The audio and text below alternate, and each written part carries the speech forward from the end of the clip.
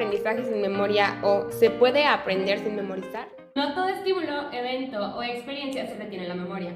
¿A qué voy con esto? Es que no se puede simplemente aprender memorizando, sino que es necesario que para memorizar, hablando de aprendizaje, se necesita tener varias rutas de asimilación, que si bien no es lo mismo aprender o recordar un evento que ya sucedió en algún tiempo pasado de nuestra vida, que lo que es algo que se aprende de una manera en la que estamos hablando que yo aprendí por medio de la práctica o por medio de la instrucción, que es algo que se va a quedar más plasmado en mi mente porque pues como la memoria también necesita un estímulo, pues la práctica también lo necesita, pero es un poco más fácil que se olvide lo que se memoriza que lo que se aprende, como bien se dice.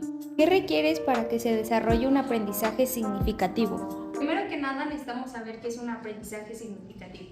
Un aprendizaje significativo es un tipo de aprendizaje en el cual necesitamos un conocimiento previo, es decir, un conocimiento que adquirimos a lo largo de nuestra vida para que después este aprendizaje nos ayude para nuevos aprendizajes. Se caracteriza porque es consecutivo, es decir, que necesitamos el anterior junto con el presente, pero a su vez no se trata de memorizar, sino se trata de que se quede en nuestra memoria para crear una memoria de largo plazo, pero que no sea algo que después se nos vaya a olvidar. Un ejemplo serían las divisiones. Para hacer una división necesitamos conocer cómo sumar, cómo dividir, para crear esa división. Si no sabemos eso, no lo podemos crear. Es por eso que también dependen mucho las emociones. Si tú estás entusiasmado por aprender algo nuevo, vas a recordar fácilmente lo del pasado, pero si no tienes ese entusiasmo, te va a ser más difícil para que llegues a tener un aprendizaje significativo. ¿Cómo influyen las emociones en el aprendizaje? Durante nuestra existencia aprendemos infinidad de cosas, pero con el paso del tiempo solamente algunas perduran en nuestros recuerdos y son aquellas que están relacionadas hacia la emocionalidad, que es aquella que está relacionada, pues como lo dice su nombre, hacia las emociones. Por ejemplo, si yo estoy teniendo un pensamiento positivo en el momento en el que estoy, no sé, digamos, tomando una clase, esa memoria o eso que estoy aprendiendo se va a volver una memoria positiva. En cambio, si estoy teniendo un sentimiento negativo, va a generar que este conocimiento o esta memoria que se está generando en mí sea negativo. En relación a las emociones, se refiere a que toda información es sensorial y es procesada por el sistema límbico o lo que también es conocido como el cerebro emocional. Antes de ser procesada, la corteza cerebral en sus áreas de asociación, lo que suelen ser los procesos mentales, cognitivos y estratégicos, según Mora en el 2013. Además de que los procesos cognitivos están relacionados directamente con lo que es el sistema límbico, que es donde pasa todo pensamiento, toda atención, toda memoria relacionada con las emociones. Algunas emociones que se relacionan directamente con el sistema límbico son aquellas emociones que son las de placer, miedo, agresividad, pues lo que es la memoria, lo que son los instintos sexuales, la atención y el hambre. Asimismo, toda esta influencia emocional cae en lo que son nuestras ideas, nuestros pensamientos, nuestra atención, nuestra memoria, nuestra planificación, nuestra dirección de conducta, dándole así un sentido, ya sea según el estímulo que nosotros estemos teniendo en ese momento, de dolor, de que sea algo bueno, de que sea algo malo, ya que estamos hablando de que todo eso es nuestro entorno psicosocial, lo cual va a influir directamente en el aprendizaje. ¿Los comportamientos y las actitudes también son aprendidas? Los comportamientos y actitudes son distintas. Los comportamientos son influenciados por una serie de aspectos orgánicos y psicológicos, así como por elementos de tipo cultural, social, familiar, escolar, entre otros. Puede ser consciente o inconsciente. Lo tienen todos los animales, por ejemplo, una araña tejiendo su telaraña o la danza de las abejas. Se analizan los eventos neurofisiológicos que subyacen a la detección de estímulos. ya sea auditivos, visuales u olfativos, y a la organización de las respuestas motoras adecuadas. Esto ya es en base al ser vivo que se está analizando, ya sea en el escape, caza, cortejo, comunicación, navegación, etc. En cuanto a la conducta es un acto consciente. Son las actitudes corporales, gestos, acción y lenguaje.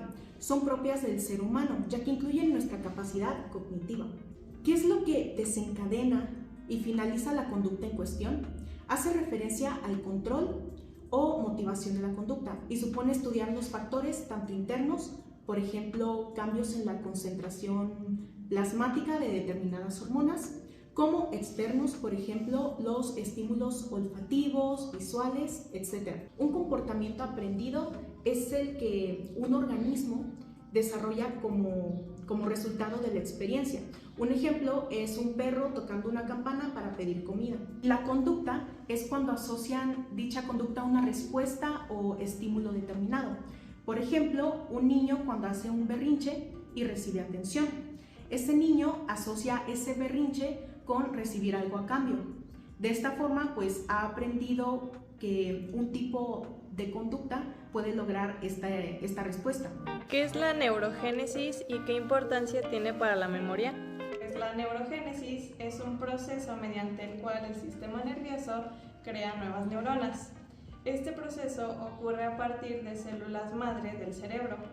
Es importante ya que repone a la población de neuronas en el cerebro que se agotan constantemente debido a la muerte celular. Esto ocurre en el sistema nervioso a lo largo de toda la vida, pero específicamente y más importante durante el desarrollo temprano, iniciando la gestación. En la edad adulta, la neurogénesis solo se ha observado en 2 zonas del cerebro, que es la zona subgranular de la circunvolución dentada del hipocampo, donde las nuevas neuronas que se crean son importantes para el aprendizaje, la memoria y la respuesta emocional, y la zona subventricular. Se dice que estar aprendiendo cosas nuevas estimula la creación de las nuevas neuronas. De lo contrario, lo perjudica a las neuronas no tener una actividad excesiva, sino la inactividad.